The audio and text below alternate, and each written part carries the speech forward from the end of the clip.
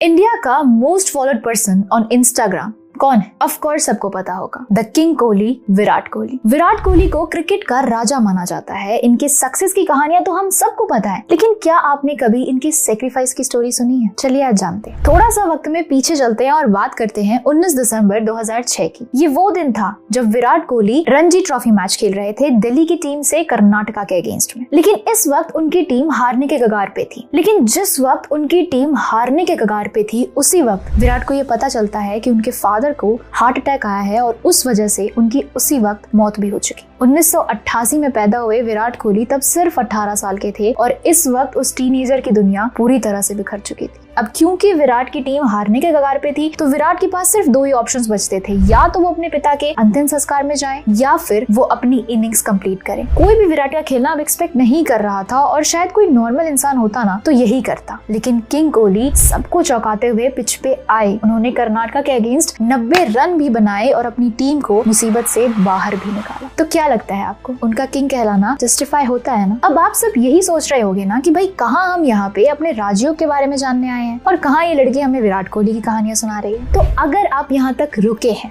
आपने स्किप नहीं किया, तो एंड तक रुकिएगा, क्योंकि इस वीडियो में जो बातें मैं आपको बताने वाली हूँ वो आपके नजरिए को बदलेंगी। और वीडियो में आगे बढ़ने से पहले अगर आप इस चैनल पे न्यू हैं तो इसे सब्सक्राइब भी जरूर कर लीजिएगा। तो अब आगे बढ़ते हैं और जानते हैं कि मैंने आखिर ये कहानी आप लोगों को क्यों सुनाई। मुझे पता है आप सब इस वीडियो का टाइटल या फिर थंबनेल देखकर इसी माइंडसेट के साथ आए होंगे कि चलो जानते हैं हमारे डेट ऑफ बर्थ में राजयोग है भी या नहीं, और अगर है तो हमें कब मिलेगा। लेकिन मैं आप लोगों से जानना चाहती हूँ कि क्या आप लोगों को राजयोग का असली मतलब पता भी है? हम सब राजयोग से यही समझते हैं ना कि एकदम शानो शौकत से भरी दुनिया, घर गाड़ी बंगला, चारों तरफ नौकर नौकरानियां, यानी एकदम राजा जैसा जीवन, राजा जैसी ठाट बाट, राजा जैसा रुतबा। लेकिन आपके इसी मिसकंसेप्शन को तोड़ने के लिए मैंने ये कहानी सुनाई थी। आप सबने ये लाइन तो सुनी होगी ना कि विद अथॉरिटी कम्स रिस्पॉन्सिबिलिटी, और ये एक बहुत बड़ा सच है। जब आप एक बड़ी पोजीशन पे होते हैं, यानी कि जब आप एक राजा होते हैं कहीं के, तब आपके ऊपर अपने प्रजा की रिस्पॉन्सिबिलिटी होती है। और कई बार राजा को अपनी लाइफ में इतने सारे सेक्रीफाइसेस करने पड़ते हैं अपनी प्रजा की खुशी के लिए, जो एक नॉर्मल इंसान सोच भी नहीं सकता। तो मैं बस आप लोगों को इस कहानी के माध्यम से राजयोग का असली मतलब क्या है इस असल जिंदगी में, इस कलयुग में, ये बताना चाहती थी। ऐसा बिल्कुल भी नहीं है कि अगर आपकी डेट ऑफ बर्थ में राजयोग लिखा है तो आपके जीवन में संघर्ष या सेक्रीफाइसेस नहीं होंगे।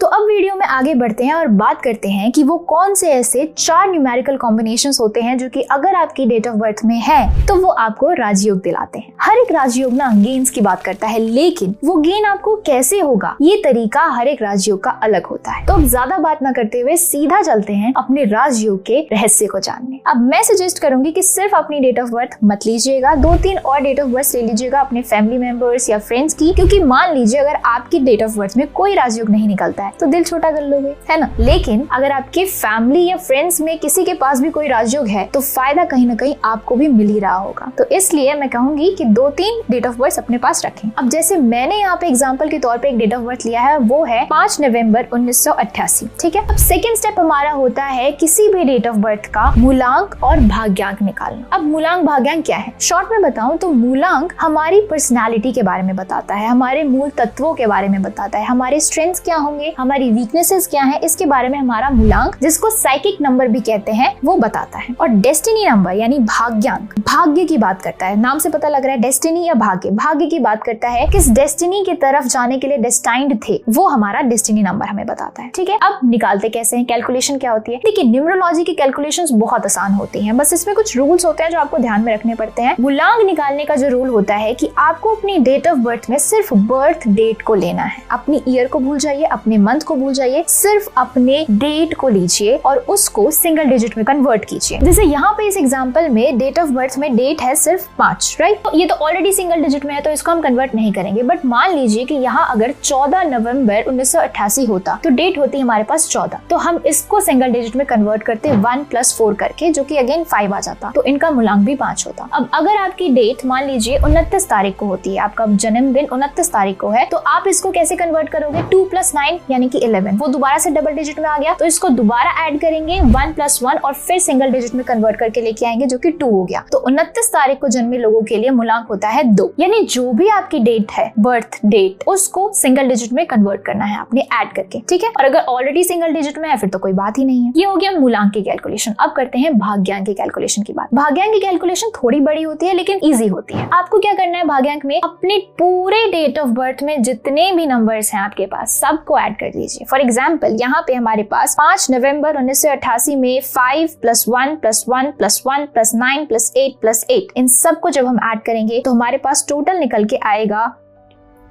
33, which is 3 + 3 is 6, राइट। तो यहाँ पे भाग्यांक है, जिनकी भी डेट ऑफ बर्थ है उनका मूलांक है 5 और भाग्यांक है 6, ठीक है। अब जब हमने मूलांक और भाग्यांक निकाल लिया अपने डेट ऑफ बर्थ का, अब आता है third step and the most important step is to make your Lo Shu grid, जिसको निम्रो चार्ट भी कहा जाता है, जिसको लाइफ पाथ ग्रिड भी कहा जाता है, बहुत अलग अलग नाम दिए जाते हैं, पर बेसिकली हम इसको ज्यादातर लोशू ग्रिड कहते हैं। ये आप बेस मान के चलो इसको न्यूमरोलॉजी का। अगर आपको लोशू ग्रिड बनाना नहीं आता ना तो आप न्यूमरोलॉजी का एन भी नहीं सीख पाओगे। मतलब न्यूमरोलॉजी की दुनिया में अगर घुसना है, जानना है, तो लोशू ग्रिड बनाना आना चाहिए आपको, ठीक है। तो अब लोशू ग्रिड कैसे बनाते हैं वो मैं आपको सिखाने जा रही हूँ। आपने अपनी डेट ऑफ बर्थ लिख ली, आपने मूलांक भाग्यांक निकाल लिया। अब लोशू ग्रिड बनाने के लिए स्क्रीन पे देखिए, यहाँ पे इस तरफ आपको स्टैंडर्ड लोशू ग्रिड दिख रहा होगा। ये कैसे बना, कैसे डिराइव हुआ, क्या स्टोरी है इसके पीछे, इसकी कहानी हम किसी और दिन किसी और वीडियो में बात करेंगे। आज सिर्फ ये जानिए कि ये आपका स्टैंडर्ड लोशू ग्रिड होता है और इसी के रेफरेंस के साथ आप अपनी बर्थ डेट की लोशू ग्रिड को बनाते हैं, क्रिएट करते हैं, राइट। तो अब आपको कैसे भरना है इसको। सबसे पहला स्टेप होता है कि आप अपने पूरी डेट ऑफ बर्थ को लेफ्ट टू राइट चलते हुए भरेंगे इसमें। जैसे कि सबसे पहला नंबर है यहाँ पे 5, तो मैंने यहाँ भर दिया 5, फिर है 1, मैंने यहाँ भर दिया 1, फिर अगेन 1, मैंने दोबारा भर दिया 1, फिर अगेन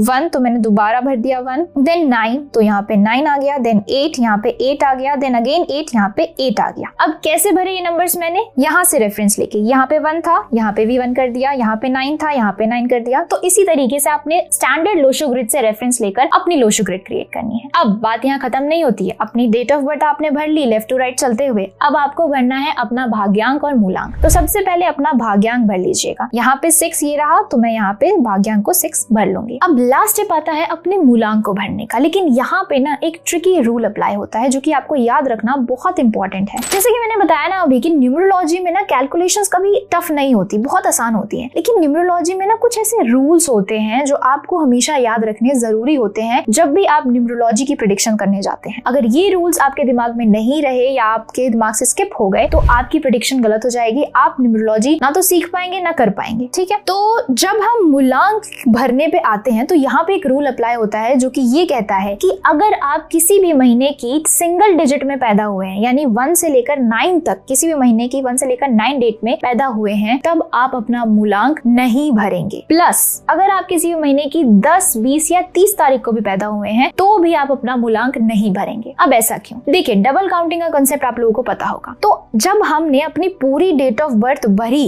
5 नवंबर, तो यहाँ पे मैंने ऑलरेडी 5 को एक बार भर दिया है। मान लीजिए अगर इनका डेट ऑफ बर्थ होता 14 नवंबर 1988, तब यहाँ पे अगेन मूलांक 5 ही आता, लेकिन वो 1 + 4 को ऐड करके 5 आता, राइट। तो दो नंबर के कॉम्बिनेशन से वो 5 आ रहा था मूलांक, इसलिए उस वक्त हम मूलांक को भरेंगे। लेकिन जब हम सिर्फ सिंगल डिजिट को पैदा हुए हैं तब तो कोई एडिशन नहीं हो रही ना दो अलग अलग नंबर्स की, तो हम यहाँ पे मूलांक को नहीं भरते हैं। प्लस जब हम 10, 20, 30 को भी पैदा हो रहे हैं तो भी देखिए आपको वो जो एडिशन भी होगा अगर, तो 1 + 0 हो रहा है, 2 + 0 हो रहा है, 3 + 0 हो रहा है। और अगर आप इस स्टैंडर्ड लोशो ग्रिड में देखते हैं तो यहाँ पे 0 को कहीं पे भी जगह नहीं दी गई है, 0 को कोई भी स्पेसिफिक प्लेस नहीं दिया गया है इस लोशो ग्रिड में, तो 0 को हम लोग नहीं कंसीडर करते हैं। तो अगर आप 1 + 0 भी कर रहे हैं तो दैट इज 1 ओनली, तो यहाँ पे भी डबल काउंटिंग हो जाती है। इसलिए जब भी आप किसी भी महीने की सिंगल डिजिट पे या तो पैदा हुए हैं या फिर 10, 20, 30 को पैदा हुए हैं तो आप अपना मूलांक नहीं भरेंगे। अदर देन दैट आप किसी भी डबल डिजिट में पैदा हुए हैं तब आप अपना मूलांक इस ग्रिड में भरेंगे। तो जैसे कि इस एग्जांपल में ये इंसान ऑलरेडी सिंगल डिजिट पे पैदा हुए हैं तो मैंने इनका मूलांक दोबारा नहीं भरा है, पर भाग्यांक हम हर केस में भरते हैं, ठीक है। पूरी डेट ऑफ बर्थ और भाग्यांक हम हर केस में भरेंगे, बस मूलांक के लिए ये रूल जो मैंने आपको बताया वो आपको याद रखना है। तो यहाँ हो जाता है इस पर्सन का Lo Shu grid complete. And I hope आप लोगों ने भी अपना लोशु ग्रिड कंप्लीट कर लिया होगा और आप लोगों को समझ आ चुका होगा कि लोशु ग्रिड आखिर बनाते कैसे हैं। अगर आप लोगों को अभी भी समझ नहीं आया तो मुझे कमेंट्स में बताइएगा। मैं नेक्स्ट वीडियो पर्टिकुलरली सिर्फ लोशु ग्रिड पे लेके आऊंगी, जहाँ पे हम अलग अलग एग्जाम्पल्स के थ्रू लोशु ग्रिड बनाना सीखेंगे। लेकिन अभी के लिए आई बिलीव कि आप लोगों को समझ आ गया होगा और अब बढ़ते हैं आगे असली कहानी की तरफ। जब हमारा लोशु ग्रिड कंप्लीट हो जाता है ना, तभी तो हम पता लगा सकते हैं कि कौन कौन सी कॉम्बिनेशन हमारे पास हैं जिससे राजयोग हमारे पास बन रहा है। तो अब बात करते हैं अपने राजयोग के बारे में। अब जिस राजयोग के बारे में हम सबसे पहले बात करेंगे उसे कहते हैं फोर्थ राजयोग। यानी किसी के भी लोशु ग्रिड में अगर आपको 8, 1, 6 इन तीनों नंबर्स का कॉम्बिनेशन मिले तो समझ जाइएगा कि उस इंसान का फोर्थ राजयोग कंप्लीट है। जैसे कि इस एग्जाम्पल में, इस डेट ऑफ बर्थ के एग्जाम्पल में हम अगर देखें तो यहाँ पे इस इंसान का 8, 1, 6 ये पूरा तीनों नंबर्स कंप्लीट हैं। यानी इनका जिसकी भी ये डेट ऑफ बर्थ है उनके पास फोर्थ राजयोग कंप्लीट है। अब फोर्थ राजयोग किस चीज की, किस गेन की बात करता है उसे समझते हैं। लेकिन उसे बताने से पहले मैं आप लोगों को एक चीज क्लियर कट समझा देना चाहती हूँ कि राजयोग या तो होता है या तो नहीं होता। ये मत सोचिएगा कि अगर आपके पास कोई 2 नंबर या कोई 1 नंबर मौजूद है तो आपके पास 50% या 25% राजयोग है। बिल्कुल भी नहीं। राजयोग या तो होता है या तो नहीं होता। ठीक है। हाँ, ये चीज हो सकता है कि अगर आपके पास कोई 1 नंबर मिसिंग हो तो आप अपना नेम नंबर उस पर ऐड करके लेके आ सकते हैं, या फिर अगर आपके पास बिल्कुल भी कोई भी राजयोग के तीनों नंबर्स मिसिंग है तो भी आप अपना राजयोग एक्टिवेट कर सकते हैं। लेकिन ये पूरा अलग टॉपिक है जिसपे पूरी एक अलग वीडियो बनाई जा सकती है। तो अगर आप चाहते हैं कि मैं ऐसी वीडियो लेके आऊं जिसमें आपको पता लगे कि आप अपना राजयोग कैसे एक्टिवेट कर सकते हो अगर आपके पास नंबर्स मिसिंग है, या फिर अपना नेम नंबर कैसे ऐड करके उसको कंप्लीट कर सकते हो, तो मुझे कमेंट में जरूर बताइएगा। तो फोर्थ राजयोग आखिर कौन से गेन्स की बातें करता है? ये बात करता है मटीरियलिस्टिक गेन्स देने की, यानी मुंह माया वाले जितने गेन्स होते हैं ना हमारी लाइफ में, घर, गाड़ी, बंगला, शानो शौकत वाली जिंदगी, ऐशो आराम, लग्जरियस ग्लैमरस लाइफ, इसकी बात करता है फोर्थ राजयोग। ये कहता है कि पैदा भले तुम अमीर ना हुए होगे लेकिन मरोगे जरूर अमीर। अब आप देखोगे कि इस राजयोग में जो सबसे पहला नंबर है वो है हमारे पास 8 नंबर ना शनि को रिप्रेजेंट करता है। और शनि क्या है? शनि वेल्थ है, मनी भी नहीं, शनि वेल्थ है। वो जो छप्पड़ फाड़ के देने वाला कॉन्सेप्ट है ना, वो शनि से ही रिलेटेड है। तो जो लोग कहते हैं ना कि शनि बहुत बुरे हैं, बुरे नहीं है, ये बहुत तगड़े हैं। ये जब आपको उठाने पे आते हैं ना, तगड़ा उठाते हैं। इस राजयोग को ना प्रैक्टिकल प्लेन भी कहा जाता है। क्यों कहा जाता है ऐसा? देखो, इनके पास शनिदेव का नंबर है और शनिदेव को हम मानते हैं कि शनिदेव एक जज है, एक न्यायाधीश है। तो क्या आपने कभी देखा है कि कोई न्यायाधीश हवा में बातें कर रहा है या इमोशनल होकर कोई डिसीजन ले रहा है? नहीं, उन्हें प्रूफ चाहिए, हर चीज का प्रूफ चाहिए। तो ऐसे लोग भी ना हवा में बातें नहीं करते। ये building Castle's in the air वाले कॉन्सेप्ट में बिलीव नहीं करते। ये प्रैक्टिकल दुनिया में वर्क करने में बिलीव करते हैं। ये इनको पता है कि ये कलयुग कर्म प्रधान है, तो ये कर्म करने में बिलीव करते हैं। और शनि भी कहते हैं कि तुम कर्म करोगे उठोगे। प्लस इनका प्रैक्टिकल होना ना इन्हें बहुत सारे फ्रॉड से भी बचा लेता है। अब कुछ लोग ऐसे होते हैं ना कि जो कि इंस्टिंक्ट्स पे डिसीजन ले लेते हैं कि हाँ भाई सेल में या फ्री में कपड़े मिल रहे हैं तो चलो ले लो, बाद में भले पता लगे कि फटा हुआ निकला। लेकिन ये लोग ऐसा बिल्कुल भी नहीं करते। ये हर बात की तह तक जाते हैं, बहुत सारे सवाल पूछते हैं, बिल्कुल जुदाई फिल्म की परेश रावल की तरह। और इसी नेचर की वजह से ये कभी भी किसी भी फ्रॉड का शिकार नहीं हो सकते। सेकेंडली, इस राजयोग में प्रेजेंट दूसरा नंबर जो है वो है 1,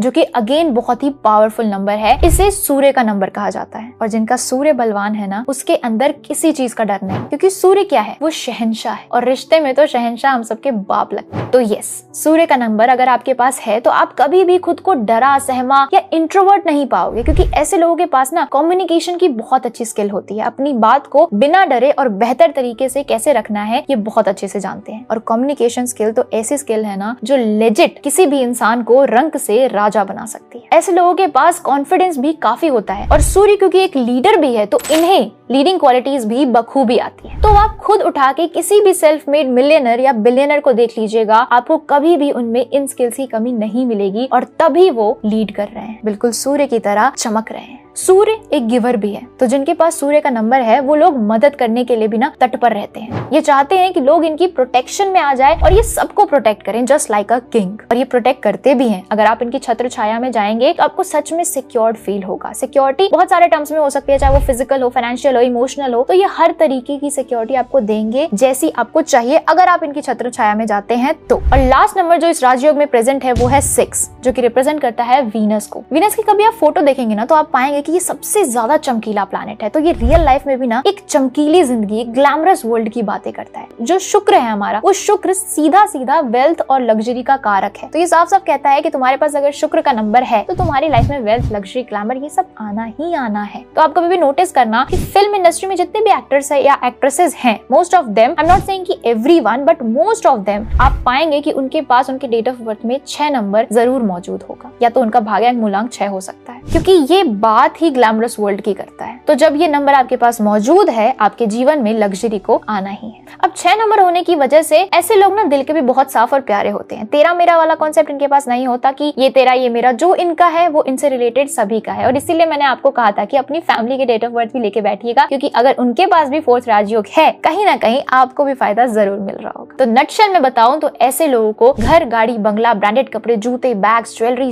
ये सब कुछ चाहिए होता है, और इन लोगों को ये सब मिलता भी है। तो बहुत प्यारे होते हैं ऐसे लोग, और बहुत प्यारी होती है ऐसे लोगों की जिंदगी। अब कमेंट में मुझे जरूर बताइएगा कि आप लोगों के पास ये राजयोग है या नहीं है, और अगर है तो आपने कितना मेरी बातों से रेजोनेट किया।